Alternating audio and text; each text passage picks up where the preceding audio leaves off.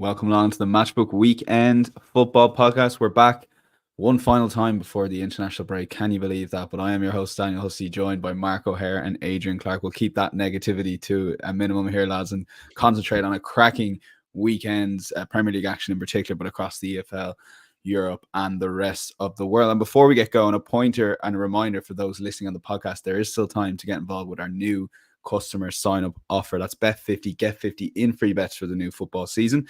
All you have to do is sign up with the bonus code POD50. That's POD50. If you're listening on the podcast, place your bets, bet and settle a total of £50 or more on at least 4 different events, and you get £50 in free bets for the new football season. Full T's and C's available on the promotions tab as well. We'll also get to our £5 money back special for weekly podcast bet builders, which was beaten in heartbreaking circumstances, I would say. Get your cards out early, referees. But anyway, we'll digress and move on when we concentrate on that game. But the 4 games we're going to cover is Manchester United versus Liverpool. It's Arsenal, Brighton. We've also got West Ham versus Manchester City and Newcastle versus Spurs. The 4 main marquee games we're going to cover, all TV games, European, rest of the world, EFL bets, and then our long shot bets and our best bets, which were 2-0 last week. So let's start with Manchester United versus Liverpool, Sunday 4 p.m, slightly earlier than your 4:30 slot here. Manchester United currently available to back at 385 on Matchbook. Liverpool available at 193, and the draw is 4.3. Both teams to score, yes, very short at 151 with no available at 294.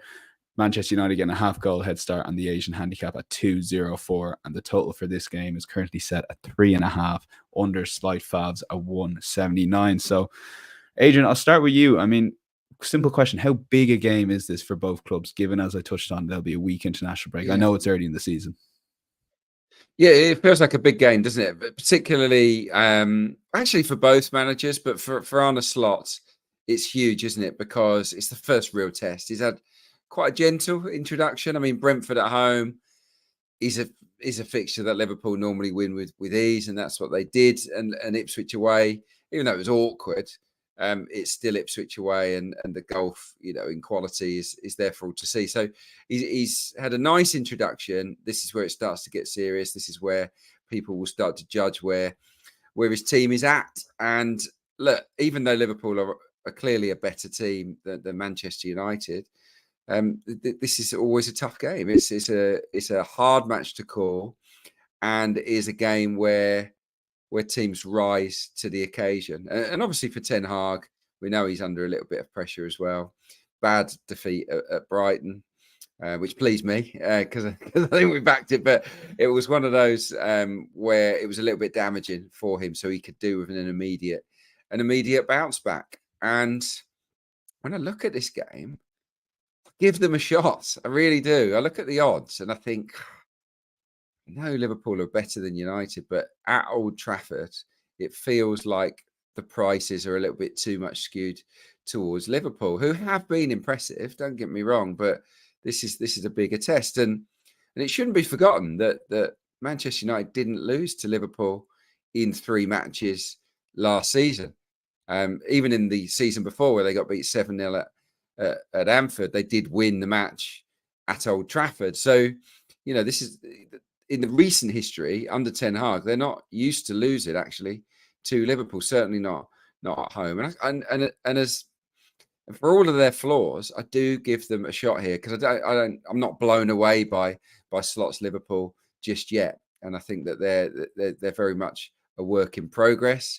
And United, if they set up like they have done in the first 2 games, which was controversial in a way because they've got Xerxes on the bench, who's come on and made a difference. But if they go again with the false 9, it would actually be quite a good blueprint for the game because it will allow them to press better inside the final third. It gives them a little bit more defensive solidity. And we've seen it work against Manchester City in the cup final. We saw it work in the Community Shield. And it did work, even though they weren't brilliant, against Fulham on the opening day. So I think they've got a formula here to contain big teams, Manchester United, and with a question mark over Slot's Liverpool, because it's also new, a slight change in style of play. I give Manchester United a chance here. So I'm looking at Manchester United plus half a goal. It's odds against, so you get any Man United win and of course the draw, which is always a player in this particular match. We've had a lot of goalless draws over the years. I think it's going to be tight, and I think that this selection might give you a decent run for your money at 2.04. Okay, and this will form part of the £5 money back podcast bet builder special. Each week we pick a bet builder probably on the biggest game. The guys will put up 3 selections in total, and you get your money back as a free bet up to £5 if you back it. So Mark, what's your thoughts on that Adrian selection? So he's sort of giving you that but pass to sort of come up with 2 more, but maybe a little bit on Manchester United double chance, because we've a couple of comments there, like people on Liverpool's price. Is it appealing at 194? It is, if it's sort of the Liverpool of maybe peak Liverpool, but are they quite there yet under Arne Slot, Yeah, it's a really tough one. I wanted to completely ignore the match result and the major markets here, and instead just sort of venture for something alternative, which I can kind of cheer on for a bit of fun, really, because it is difficult. Ordinarily, if Manchester United are playing Liverpool at any venue and this isn't a big rivalry, I'm jumping all over that Liverpool price. Probably make them sub 1.8 in fairness if it was at a neutral venue, not a neutral venue, but you know what I'm saying, if it's a bog standard Premier League game. But it isn't a bog standard Premier League game, and I've had my fingers burnt numerous times backing Liverpool at relatively short prices away at Old Trafford, especially in the last 12 months. And coming into this year, I wanted to give United the benefit of the doubt. They've been flexing their muscles off the field, and there has been a lot of change around the club. I've been liking the additions, but I quite often like their additions, and good players have often failed to fire at United. But the injuries have eased. I thought they're okay stroke good against Fulham.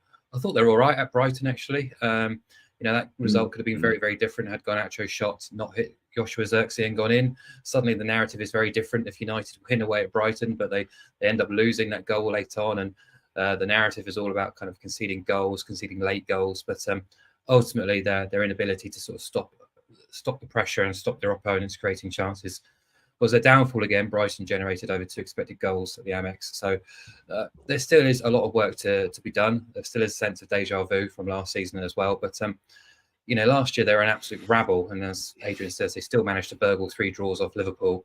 This is the one match where you think United do tend to find that little bit extra. Interestingly, the last 9 times United have hosted Liverpool, they've been outsiders.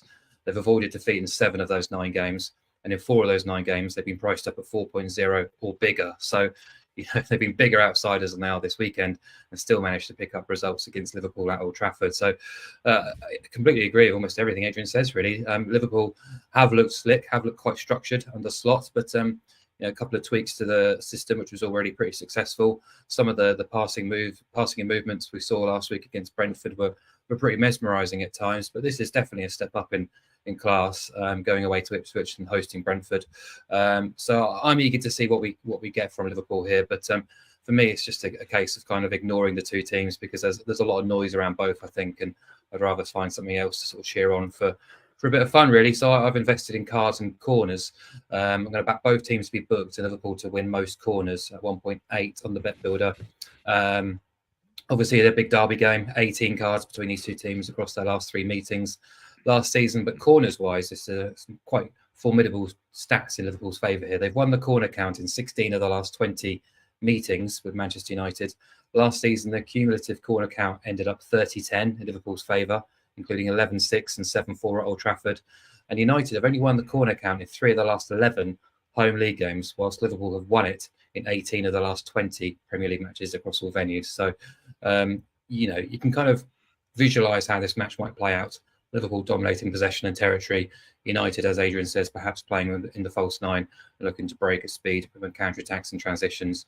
And just frustrating Liverpool, as they did last season. So I think there is a blueprint there, and I think that will sort of lend itself to a high Liverpool corner count. So, Liverpool most corners, both sides booked at 1.8.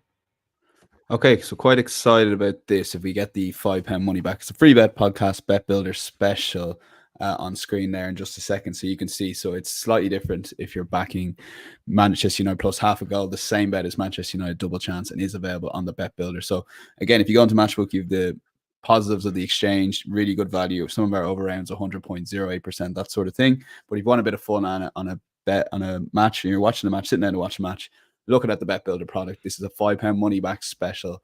And you get your money back as a free bet by Monday morning if you back this bet. Basically, Liverpool, most corners, both teams over 9.5 points, and then Adrian coming in with a Manchester United double chance to boost the odds to 3.2. We hit the crossbar last week with a 4.6 shot, I think it was. So let's hope we can. Heartbreak, that was wasn't it? sick. I mean, get your cards out, Mark. I mean, Mark, seriously, quick one-liner in there. I mean, the handball, when that wasn't given, I was like, we're goosed here, I think.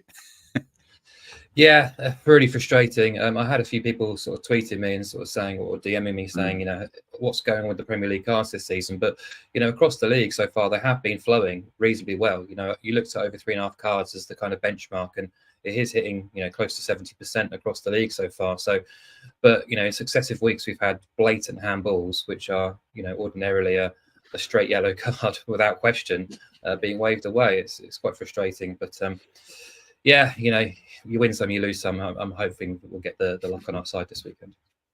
Adrian, you did your job with Brighton win, so we back you to do Manchester United double. Yeah, it was good. Yeah, no, it wasn't a bad weekend. I think most of them, 3 of the 5 Premier League picks, 4 of the 5 Premier League picks came in. So yeah, it was all good. But yeah, we just want a bit more luck with this bet builder because so many people were on it. I believe, you know, I got some messages as well. It was like, yeah, heartbreak all around. But yeah, maybe this one will come in. Yeah, including yours truly as well. So it's well and truly a team steam. So let's hope this week we can, you know, if we lose, I don't mind losing fair and square, but when it's just a little bit eats away with you, those cards. But let's move back in time and let's start with Saturday early kickoff, Arsenal versus Brighton. Another really intriguing game. Despite what the match odds might tell you, this will be a tough game for Arsenal. Arsenal 136. Brighton 9.6. The draw is 6.2. Both teams to score very close to a coin flip here. Yes, favoured at 193 now. The Asian handicap line sees Brighton get a 1.5 goal head start. That is at 198. And the goal lines, another high one, 3.5. But unders again favoured at 167. So throw this one back at you, Mark, because initially when I see it, well, both teams can score goals. You know, both teams score no would probably appeal to me at the prices, but you're the opposite. So make the case here. Yeah, I'm looking forward to this game. I think it's got great potential for us neutrals, perhaps not for you two as Gooners. But, you know, last season Arsenal schooled Brighton, didn't they, under De Zerbi? And the market expects this match to be, you know, quite clear cut, really, as he said there. But, you know, I'm not as convinced. So Arsenal were 147 to beat Brighton at home last season, but then went off at 151 away at Brighton in April. That's when the wheels had really come off the Brighton bus with De Zerbi sort of on his way out. But yeah, they're 136 now at Emirates Stadium. That's short enough, really. And that was my initial take, but I sort of did a bit more digging. Arsenal's record since the start of 2022-23, so the last 2 seasons at Emirates Stadium, 30 wins, 5 draws, just 4 defeats. That's a 77% win rate, which would imply odds around 1.3. So perhaps the price is about bang on, really, if you consider Brighton to be kind of outside the big 6, but top half material potentially. So, but yeah, I mean, Arsenal have been so difficult to dismiss, really, especially since the turn of the year. They've just been a winning machine, completely impenetrable at times as well. In the 20 Premier League games they've played across all venues this calendar year, 9 goals against, 13 clean sheets, which is quite extraordinary, really exceptional numbers. And, you know, remember they were the highest rated team on expected points last season too. So I'm not in a hurry to oppose them, especially with Brighton kind of being or sort of getting to grips with a new head coach. But they are clearly rejuvenated under Hursler, and they've made some very, very smart moves in the transfer market, as they tend to do. There will be a little bit of turbulence. We talked about the Man United match. That could have easily gone a different direction had the goal been allowed. It was quite rightly ruled out. But you know, there were a couple of key moments in the opening 20 minutes away at Everton as well that went their way, which again, had they gone the other way, you know, it could have played out in a completely different way. But, you know, what I am going to do, though, is kind of back goals in this game, back both teams to score at 193, despite that outstanding defensive record. Because if we look at the last couple of games, David Raya has had to make some absolutely sensational stops to preserve that sort of clean sheet record. On match day 1, saved a really powerful point-blank header from Jorgen Strand-Larsen against Wolves. And then just Superman stuff last week at Villa Park, wasn't it? That save from Ollie Watkins was, you know, one of the best in Premier League history, I would say. But it's not just those isolated moments either. Watkins missed an absolute sitter as well, didn't he, in that match? And you can almost guarantee Brighton will get forward, will bring the noise, they will create chances. Their forward line, I think, is really exciting now. They're a squad which is clearly building into something quite impressive, blossoming into something quite exciting in forward areas. They've spent cash, which they've obviously accrued over the last couple of seasons, largely from Chelsea.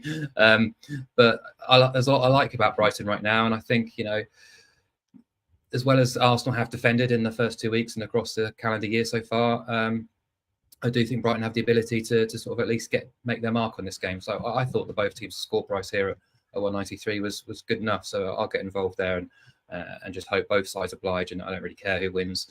I'll let Adrian worry about that. Yeah, well, I was going to say a couple of people here care, particularly who wins here. But look, Adrian, it's only 2 games into a 38-game season, but Brighton top 6 looking quite a decent position to be in now after 2 wins. But as Mark rightly alluded to, if they do lose to Manchester United at home, maybe the narrative's a tad different. Yeah, I think that has to be taken into account. Things could have been very, very different, couldn't they, for Brighton, who did give up some chances, some really good chances. Narrow margins went their way. You also had the Rashford disallowed goal as well. So, yeah, they could easily have shipped 3 goals in that game at home to Manchester United. Everton, in the opening exchanges at Goodison Park, had some good efforts as well.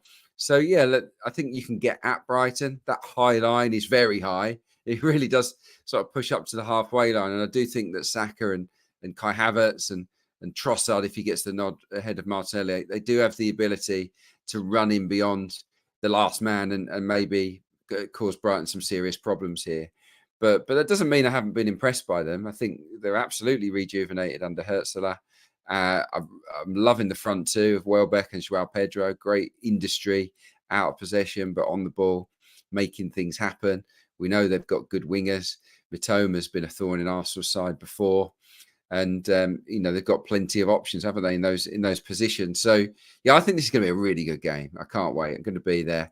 I'm happy to get onside with Mark's both teams to score because, yeah, Arsenal haven't been watertight. Villa should have scored two clear goals. Obviously, one shocking miss from Watkins, and then you had that wonder save from David Raya. Got a bit lucky, I guess, and Strand Larsen, really should have scored, but for a brilliant stop as well at Emirates. So, yeah, and last season, remember, as brilliant as Arsenal were, did concede quite a few goals at home. There were more clean sheets on the road. Arsenal and both teams to score landed in 8 home games last season, and that's where I'm going to go. I do think Arsenal should win. The price does look massive on Brighton, I've got to say. They are a decent team. But that's what I thought, yeah. Arsenal are flying. Arsenal are flying in 2024. There's such a confidence. There's a real swagger. And I find it hard to back against them in any match at the moment. I was cautious last week. I went for the unders, which just about came in because that was a real tough challenge. But having got through that challenge, I do expect Arsenal to go through the gears and beat Brighton. But I do think it'll be an entertaining game where the visitors can contribute. So, yeah, I'm going to go with Arsenal, both teams to score 296. So, a nice, juicy price. Okay, yeah, guys have convinced me there might be goals in this one. I know, contrary, I am a bit nervous about the results. So, let's lock in marks. Both teams score yes at 193. Maybe a bit more pragmatic this season in search of more winners on the Matchbook Football podcast. And incidentally, so Brighton's price of 9.6, compare that to West Ham against home to Manchester City, who are 8.2. So think in your heads, what's the more likely outcome out of those? Manchester City are 142 in that game. The draw is 5.7. Both teams to score is available currently and trading around 1.75. The Asian handicap line sees West Ham get 1.25 goal head start at above even money, 2.08, and another high goal line of 3.5. But of course, as the norm, usually the unders is favourite at 175. So, Adrian, yeah, like Manchester City, I watched the Ipswich game.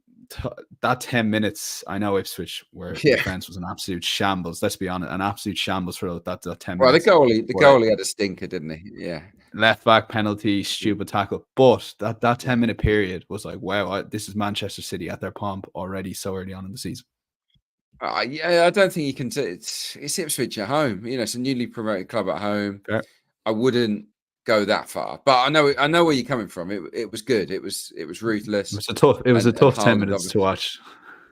Yeah, it was. And look, Haaland, when he's in this kind of form, is dynamite, isn't he? So yeah, it's ominous for the rest of the league. But this is quite a tricky early season fixture, I would say for Manchester City. Look, they have a great record at West Ham. They've scored, I think, more goals at West Ham than they have any other Premier League ground. Since they've moved to London Stadium, they tend to have a lot of fun at this stadium. West Ham have a pretty dismal record against Manchester City, home and away. So everything would point towards a Manchester City win, but I don't know. This a little bit like the Northwest Derby. I'm inclined to steer away from the outcome here because West Ham. I think West Ham are going to be quite pragmatic. I think that Lopetegui is a pretty shrewd coach, but he also has, dangerous players that can hurt City on the counter attack, like Bowen, like Kudus, and the other new signings that have come in as well. And I give them a chance here, West Ham, of keeping it competitive. That's where I'm at with it. I think that you've seen with some of the new players being blooded, with Todibo and Wan-Bissaka, and Kilman's been excellent since he came in at West Ham United. They got a clean sheet at Palace, albeit maybe a slightly lucky one, and then they've backed it up by shutting out Bournemouth, which isn't an easy thing to do in the Carabao Cup. So I think they're getting there, West Ham. Lopetegui's not going to be crazy here. He's not going to go gung-ho at City and get picked off. I think he's going to be shrewd enough to stay in the game. So I'm not saying West Ham are going to win. I'm not saying they're going to take points off City, but I think they can make it very, very competitive. So I'm just going to stick to under 3.5 goals. I'm going to play it relatively safe. That's always a bit risky with City around and Haaland in good form, but I back the Hammers here to contain City for long periods and to give them a challenging early season test. So yeah, under 3.5 for me. Okay, Mark, over to you. Do you concur with some of that sentiment from Adrian? I do. I think it will be relatively low scoring. I agree that it's a bit ominous seeing Man City top of the table without really being pushed in the first 2 games, despite no Rodri, no Ake, no Walker.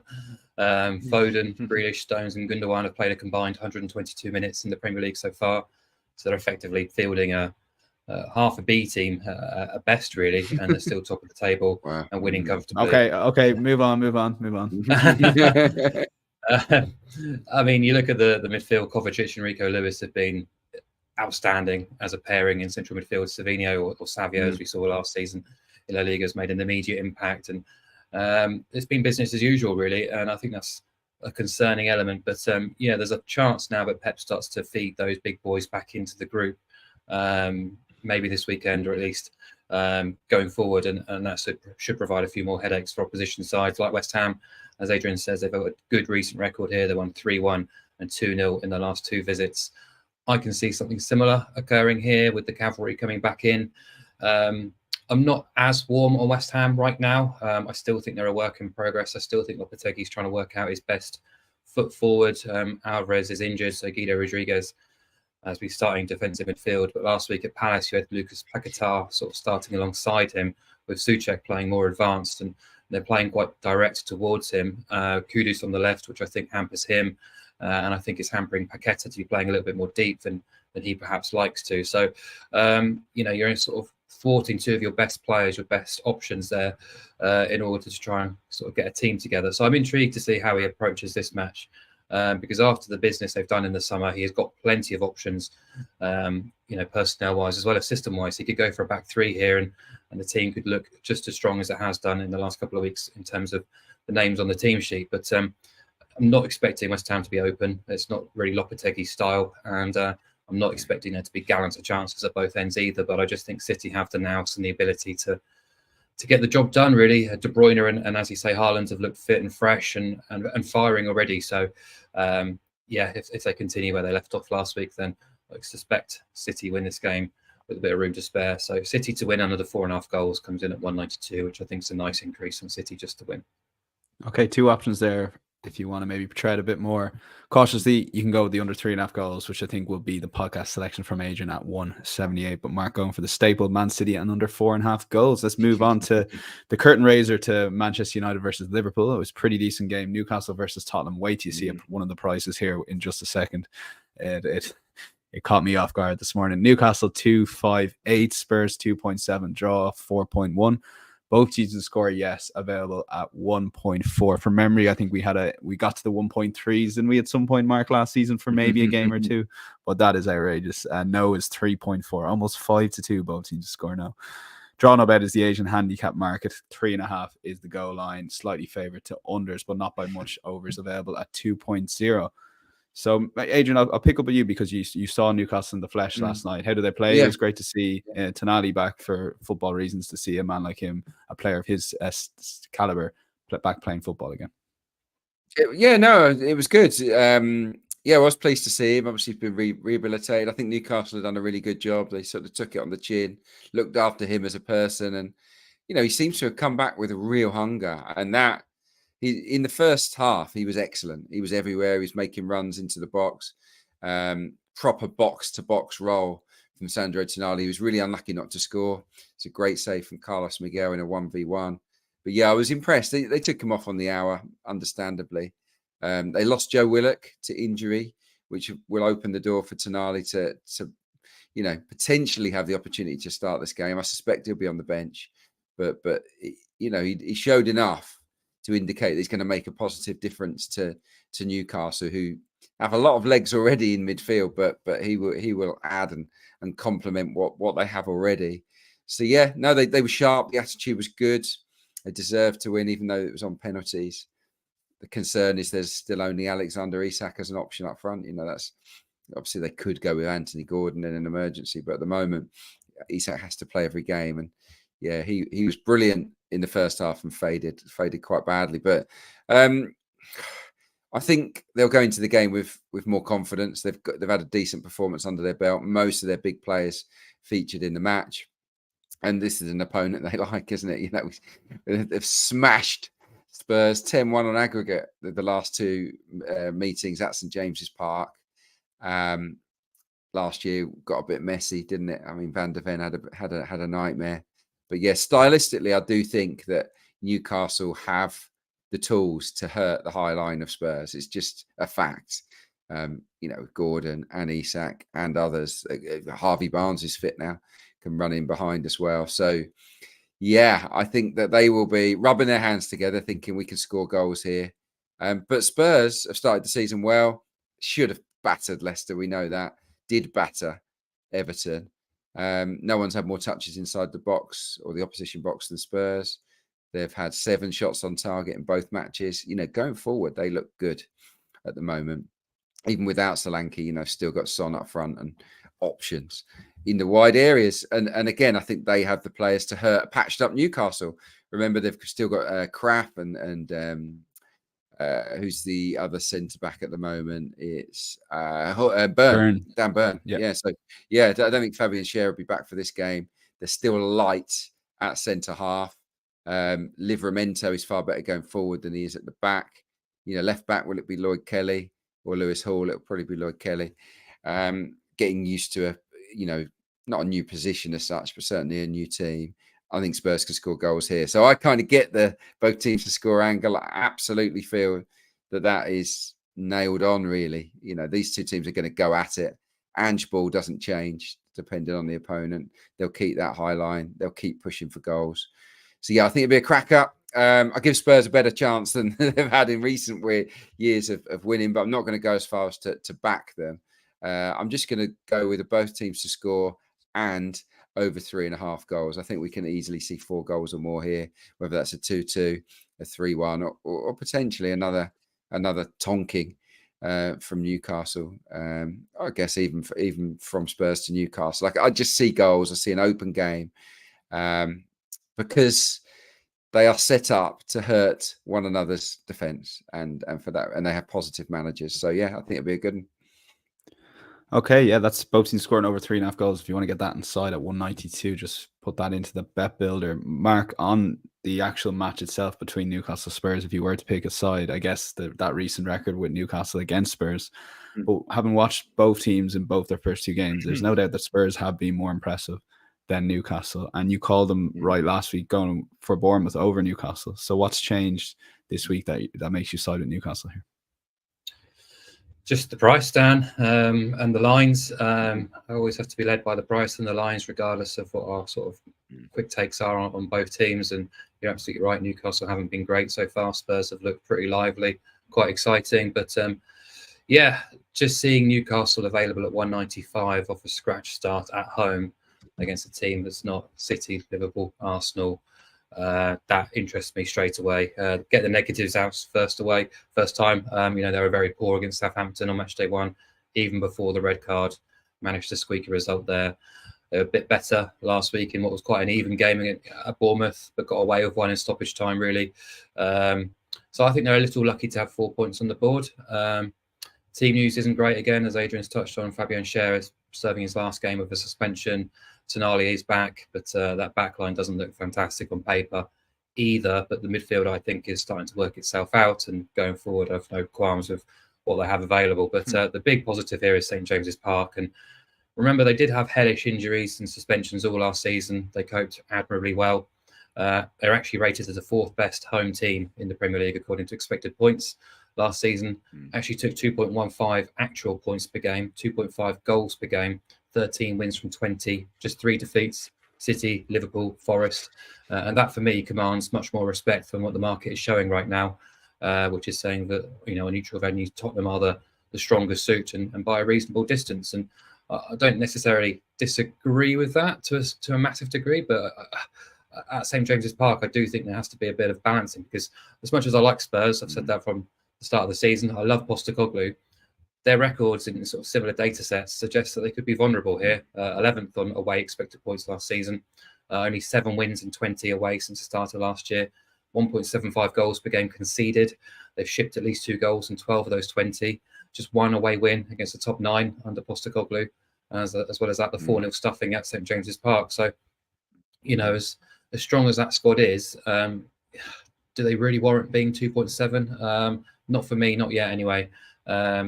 Interesting to see how they set up here, because they effectively went 4 wingers against Everton, didn't they, with sort of Maddison and Kulusevski functioning as a kind of twin attacking midfielders in a sort of Pep style 4-1-4-1, with Basuma basically just left to handle everything on his own defensively in front of the defence. And he did it brilliantly, in fairness, but I think that's a massive gamble to take when you go into Tyneside. So Newcastle rose to the big occasion last year. They had 7 wins from 9 at home against top half opposition. So more than happy to give them a shot at 195 off a scratch start. Okay, yeah, with difference of opinion there in terms of what way to go about attacking this game. Mark going for Newcastle draw no bet. I'll probably lean to the both teams to score and over 3.5 goals and support goals here. But yeah, very much make your own thoughts on that on insights.matchbook.com. And then a reminder, that'll be available from Thursday afternoon. And do hit that like button and subscribe or follow wherever you're watching or listening. Be much appreciated. It takes 2 seconds and helps our content get out to a wider audience. Let's move on to EFL and rest of the world bets here. So, Adrian, I'll bring you in as you've got 2 EFL selections this weekend. Yeah, let's start in League One. I found the EFL tough going actually at the start of the season. A lot of unpredictable results, but things should start to settle down. We should start to have a clearer idea of who's hot and who's not in the coming weeks. It has been a little bit trappy.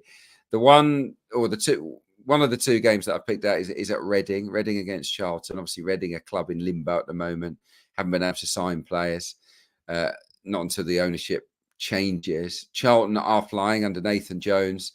They're more aggressive. They're harder to play against. They're pressing fantastically well, and they're giving up very, very few chances. The lowest expected goals against in League One so far, just 1.73 XGA across 3 matches. They've kept 3 clean sheets as well, so yet to concede. In fact, they've only faced 6 shots on target across their opening 3 matches. So really good start for Charlton, who haven't actually created loads. They've just been clinical at the top end of the pitch. They've made the most of the opportunities that come their way. Look, they go to a Reading team that's young, a little bit naive, but has potential. They're a decent team, but this is a little bit, I don't want to say a grudge match, but I think there might be a little bit of beef between Ruben Sellés and Nathan Jones from the Southampton days. Sellés, remember, was the guy who replaced Jones and was quite vocal about ripping up what Jones had built and going with something completely different. And I don't think that would have gone down particularly well with Nathan. So I think this would be quite a feisty affair, maybe on the cagey side, especially given that Charlton don't create loads or give many chances away. I think it could be quite a low-scoring game. So what I've gone with is a little bet builder again. It's under 3.5 goals. All the Charlton games have been low-scoring so far. I think only one Reading game has gone above 3.5 goals as well. So 1 of 6 has gone over this prior to the game. So under 3.5 goals, and then I'm going to go with Charlton double chance. Charlton to either win or draw. A low-scoring game, and that comes in at 2.2. I think Charlton could be in for a promotion challenge this season. They certainly look much, much improved on what they've been in recent seasons. The other one is in League Two, Swindon against Notts County. Notts County got their first win the other day, smashed Grimsby, but it's, and it was coming. They've got Jody Jones, who's a brilliant wing-back who creates chances for fun. Dan Crowley, who's playing in box-to-box midfield, former Arsenal youngster. He's on fire, scoring goals, making goals, creating stacks of chances. And they've got Alassane Jatta up front, who's got 2 goals already as well. He's the guy that's followed in Langstaff's footsteps. Notts County have goals in them, and Swindon, I'm afraid, don't. They're really, really struggling. Scored 1 so far.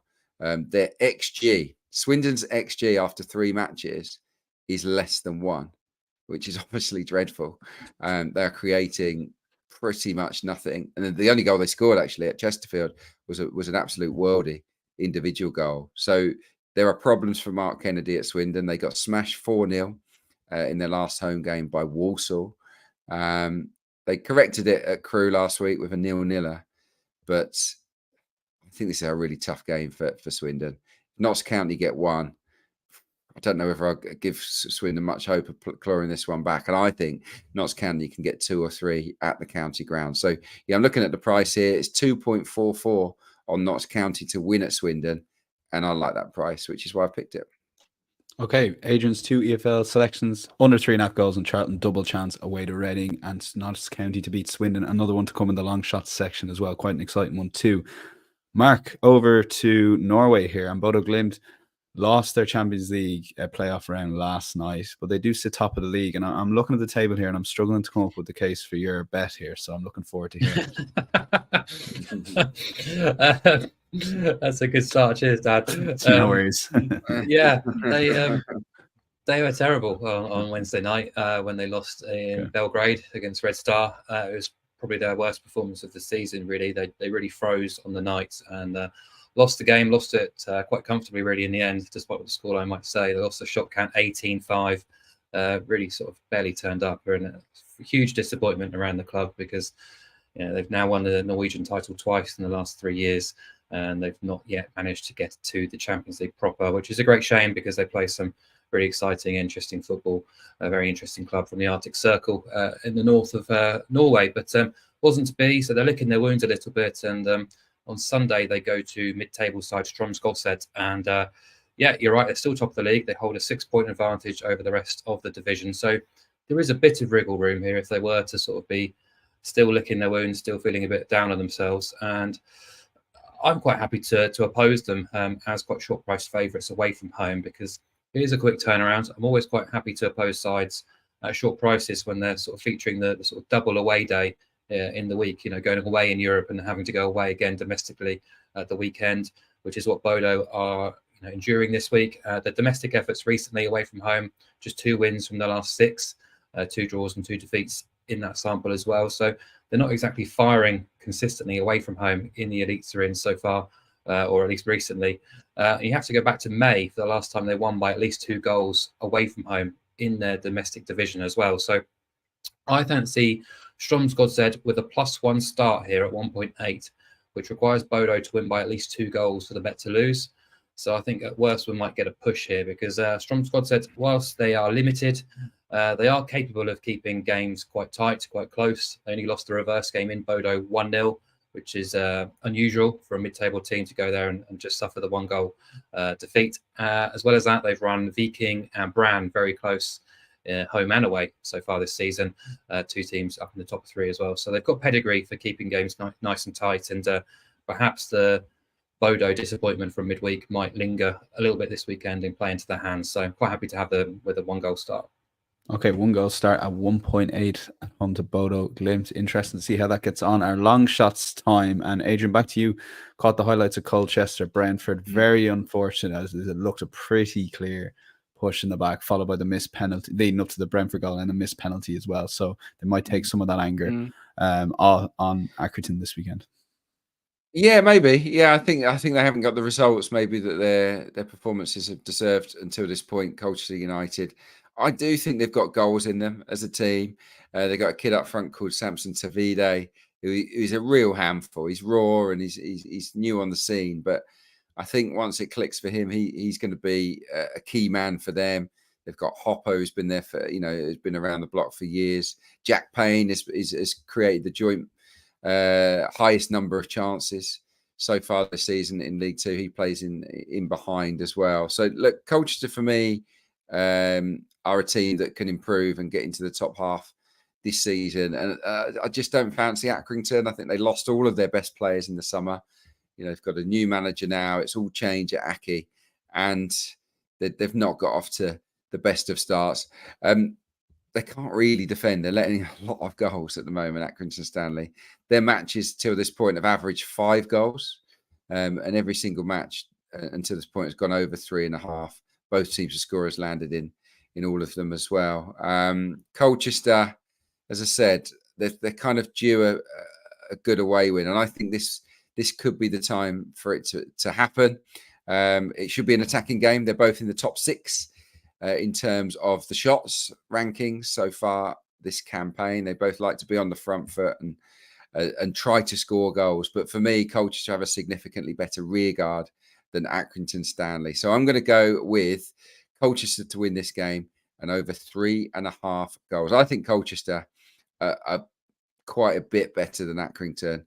I do fancy goals as well for the reasons outlined. Pair them together, it comes out at 7.2. So yeah, that'd be nice if it comes in. Okay, Colchester and over 3.5 goals. Pair them together, as Adrian said, 7.2. Mark, quite interested in this selection here because Ipswich Town, we've seen them against 2 of the probably 3 best teams in the Premier League this season. I guess this is the first time this weekend we get to see them in a quote unquote normal Premier League game. Yeah, I mean, they were banded around a lot, but those games against Liverpool and City were effectively free hits for Ipswich. They weren't expected to get anything from them. The first half against Liverpool was promising enough. The City match, I mean, just put a big line through it, really. You'd probably say the first 3 City goals were, Ipswich errors, the penalty, and then the goalkeeper making a complete mess of the next 2 goals as well, Muric. So he'll need to steady himself between the sticks in the coming weeks. But as you say, that the season starts now ready for Ipswich, and I do think they will improve. I think they can improve. I've liked the additions they've started to make to improve the squad as well, and they'll be targeting this match against Fulham. There'll be a big vociferous crowd into Portman Road. They'll fancy their chances here, I think. And whilst Fulham overcame Leicester last week at home, it wasn't hugely impressive, and I still think the jury is a little bit out there in terms of what they're going to do with the midfield makeup with Paulinho gone and Pereira still been starting in deep midfield. I'm not sure that's going to work. And look, I'm always inclined to kind of give Fulham a shot when they're at home at Craven Cottage against almost any side in the division. But away from home, they are a different beast. And if you look at the underlying metrics, go back to the start of last season. So they've basically got a 20-game sample of all ever-present sides in the Premier League since the start of last year. Only Man United have produced a lower expected points return on the road than Fulham.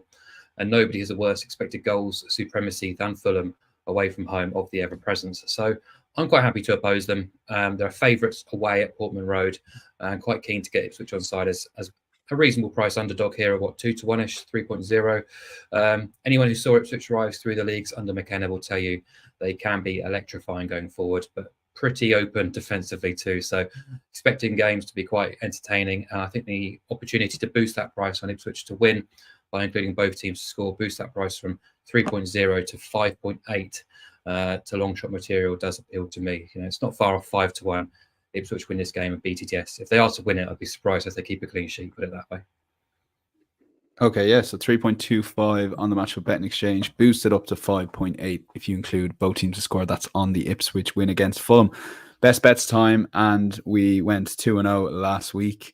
Adrian, to be honest, Adrian, you really should be 2-0 for the season, but we won't get into Spurs away to Leicester. We won't bring that up every single week. But you're sticking Premier League again, so I think this is the good strategy for you this season, to be fair. Yeah, I like to find angles in the Premier League with matches that we haven't selected, and there's some good angles this week. The one that really stood out was Leicester against Aston Villa for me. I know that they got beat off Arsenal, but you know, that was a tough game. That was a really tough match for the Gunners. Obviously, Ollie Watkins should have scored 2 goals. He's going to be so hungry, isn't he? He's gone, actually, I think he's gone 7 Premier League appearances now without a goal, which is a long old run for Ollie Watkins, stretching back to the end of last season. So he's going to be fired up big time to make the difference at the King Power Stadium. Just to remind the Villa fans what a special talent he is. So yeah, I think he's going to be bang at it, looking to make amends for those two gilt-edged misses. Villa are a top team. You know, I liked most of what I saw from them last weekend. Tactically very smart, you know, good individuals. I thought that Morgan Rogers was just phenomenal in that number 10 role. You know, absolute beast. The way he was brushing off Thomas Partey and Declan Rice. You know, and I think, you know, in a match, you can imagine against Harry Winks in this game at the King Power Stadium, I think it's going to be it could be a mismatch at times. So providing Villa bring the tempo and play in a similar vein to what we saw last weekend, I think they're going to have too much for a Leicester side that sort of scrambled a point against Tottenham Hotspur at home. Unai Emery has been good as an away manager, has he? He's been good, full stop, no doubt about that. But since he came in, only Man City and Arsenal have won more away games than Aston Villa. He's won 15 away games since November 2022. They went, remember, to West Ham, schooled them a little bit on the opening day of the season, won at a canter. If they can do that, I think they can win a fair canter at Leicester City as well. So I'm going to go with Villa, 1.83. I think this is, you know, they're strong favourites for a reason. I think Leicester will have to play exceptionally well to avoid defeat here. Okay, Villa 183 for Adrian's best bet. And Mark, you're 2-0 for the season. A quote of 100.0 that you can go the whole season. That's 38 podcasts with it winning every single bet. So that's probably the worst price ever quoted. But take it away. Invincibles. Yeah. Invincible. Yeah. Add a few more zeros to that, Dan. You might be closer to the right price. I'm trying to get someone in. I'm trying to get some sucker in a put a fiver on it. So. Sweden on Saturday, I think it is. Gais take on Kalmar. Pretty mediocre game on paper, but I like the home side here. We're about 60% of the way through the Swedish Allsvenskan season. Gais are a newly promoted team, first time back in the top flight for about 11 years. But they're only 4 points off the European positions in third position. They've had a good season, thanks largely due to their excellent record at home in their Gothenburg base, where they have won 7 of 10 games, scoring at least twice in all 7 of those victories as well. And this weekend, they're hosting a rock-bottom side, Kalmar, who've taken just 1 point from the last 5 games across all venues. They've conceded multiple goals in all 5 of those games. And away from home this season, they have lost 7 of 10. They've conceded at least 2 goals in 7 of 10 away, averaging 2.3 goals against per game. And they've lost the expected goals battle in 8 of those 10 away games, which kind of goes to show those results aren't hugely surprising. Their XG supremacy on a per game basis away from home is minus 0.9. And compare and contrast that with Gais at home, who are plus 0.49 XG per game in front of their home supporters. You know, it's chalk and cheese really. So you can actually see why Gais are sort of 175 favourites here. I'm going to back them to win the game and over 1.5 goals. They've won 7 of 10 at home, scored at least twice in all 7 wins. Kalmar lost 7 of 10 away and have conceded at least twice in 7 of those 10 away games. So yeah, quite happy to be the home side here to win the game alongside over 1.5 goals, which gets us an even money shot. Okay, yeah, we'll be around the 1.75 mark for Mark O'Hare on his best bet. My thanks to both Mark and Adrian, and for you listening. We'll be back next week. Oh no, we won't be back next week. Apologies, international break. We'll be back the following week. So I would say a well-earned break from the lads, but maybe it's coming a bit too soon. But of course, Ireland are playing England. Hopefully, Evan Ferguson and the likes will be back and in the squad. It's just been named, so I will check that after recording. So big game for Ireland, but we will be back for 4 Premier League weeks in a row Thursday week. But my thanks to Mark and Adrian again, and producer Ben, who stepped in the last couple of weeks. We will chat to you in a couple of weeks. Bye bye.